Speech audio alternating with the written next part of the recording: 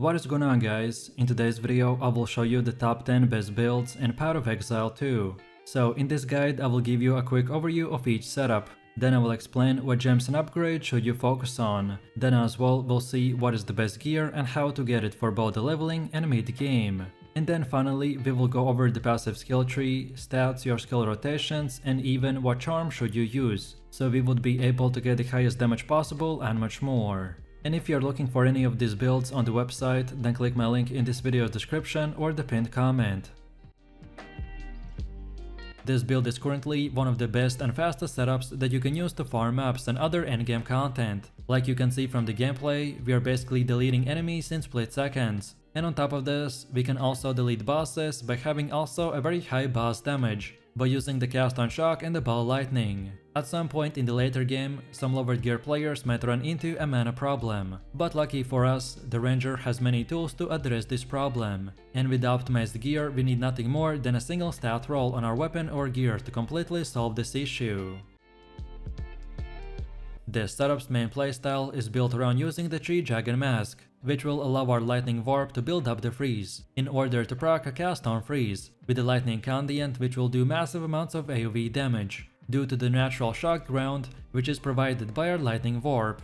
On top of this, we are going to be using nodes like the Mind Over Matter, Eldritch Battery, and many more to increase our damage and convert all of our shields to mana. Our build will be very mana hungry, but because of our setup we are going to be easily fixing this and increasing our AoE damage at the same time. This build focuses on the Flicker Strike, which generates massive amounts of frenzy charges from the combat frenzy, by freezing and electrocuting enemies, which then we can even further convert to the power charges, with our Resonance Keystone. Every time we have the power charges, we want to spend them on the Flicker Strike, to basically fly through multiple screens of the enemies like you can see from the gameplay. Sometimes we get so many rapid dashes that we can get one-shotted, just by how many enemies we dash through. And that's why for defense we want to focus on building up our physical damage reduction and shield charges, which are then further doubled by our Grim Feast buff.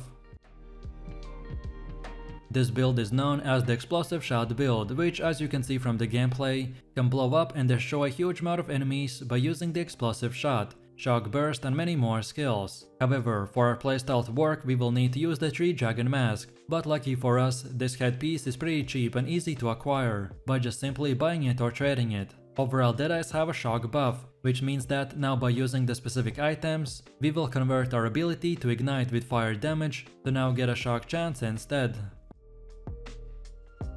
This setup is known as the Spark Sorceress, which has one of the most visually impressive playstyles in the game, as Sorceress can paralyze and destroy monsters with a barrage of lightning. Our build has insane mobility and great speed farming potential, by shredding through maps and hardened content with ease. The Archmage with Lightning Conduit and the Spark skills together make up the bulk of our insane DPS. So if you want to fill your entire screen with the sparks of lightning and speed clear through hundreds of enemies in few seconds, then this is the one for you.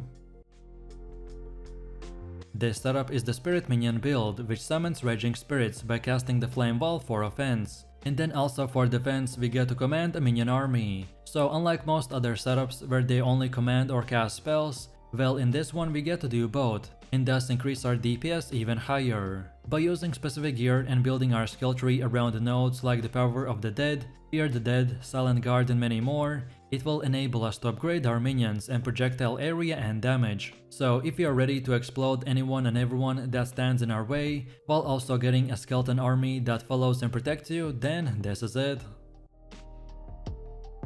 This setup is very popular because of how easy and cheap it is to get it, and also its poison damage scales from the poisonous concoction, so you don't need to worry about having the perfect damage uptime, because the poison takes care of that by itself. Your main gameplay will focus around running in a map and using anything more than just the poisonous concoction. Most monsters will die very fast, because of the poison that gets spread to them from the contagious concoction. However, in the situations where the mobs are a lot, like in the breaches, then you can use the contagion to spread the poison in even bigger area. So as you can tell, this is a very OP and spammy build. This setup's main focus is to lock down your enemies with quick freezes that last a long time. Even bosses are vulnerable to being frozen, and we can just lay down insane amount of DPS while they are stuck doing absolutely no damage. Your main gameplay will focus around using the Ice Strike to close the gap between the enemies. Then drop Tempest Belt to help you do more damage, and then activate your Charged Staff and the Shattering Palm to engage ranged enemies before they can even hit you, or just to completely melt them down in few seconds. This setup's main focus is built around the galvanic shards and the shockbuster rounds that both act as the shotgun skills, which, as you can see from the gameplay, can melt a ton of enemies in split seconds. Our playstyle is built around the shock and the chain lightning, as galvanic shards have an amazing clear speed coming from the chains. Then the shockbuster rounds have an insane single target damage, but require shock, so that's why we consistently use the storm color arrow to get the crazy AoE buff and much more. This is the best warrior build by far. This setup's main focus is to run and press from 1 to 2 skills, and target big enemy groups to then weaken them and explode. One of the most powerful skills that we have in our arsenal is the Shockwave Totem, which does incredible amount of AoE damage. And as you can see from the gameplay, we are just simply running into the enemies and one-shotting them without even trying. Also, our Ancestral Warrior Totem and the Scavenge Planning makes the most out of this by effectively extending the damage of this hit in order to kill big targets like bosses or tanky rare monsters. This setup is known as the Bombarding Minions build that mainly uses the Skeletal Arsonist for both AoE and single target damage, while then you can further increase your DPS by casting Detonate Dead, which explodes dead enemy corpses and let us speed farm every single content in the game. This build is the best of both worlds because it combines very quick clearing speed with aggressive playstyle while also having minions that protect you, and at the endgame we will be able to reach from 15 to 13,000 energy shield, which will basically turn us into an unstoppable puppet master.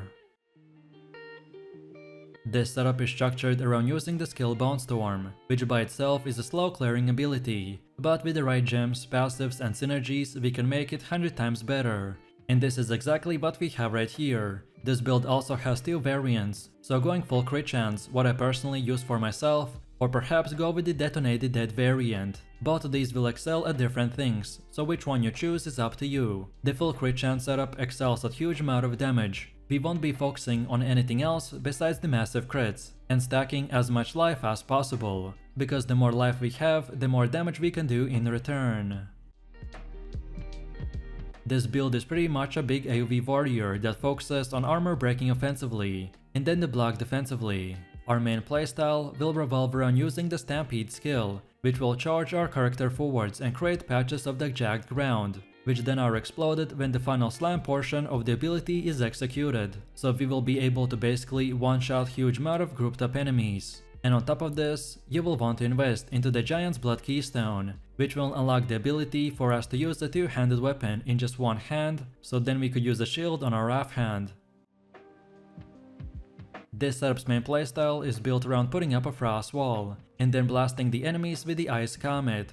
And as cold penetration and cold exposure is very incredibly OP in the endgame, so this build works amazing on big groups of enemies, where we simply use 2 skill combo and cover our entire screen with the frost projectiles that explode and do massive amounts of damage. On top of this, we are going to be using nodes like the Now and Again, Footprint in the Sand and many more, to simply reset our cooldowns so we can basically spam our frost walls 24/7. This build scales Ignite from our attacks and targets big enemy groups to then set them on fire and explode. And one of the most powerful skills that we have in our arsenal is the Hammer of the Gods, which does incredible amount of single target damage with no ailment penalty, but has a bit of a cooldown. So Ignite makes the most out of this, by effectively extending the damage of this hit many times over. And on top of this, our Ignite effect does damage based on the size of the hit that has been generated.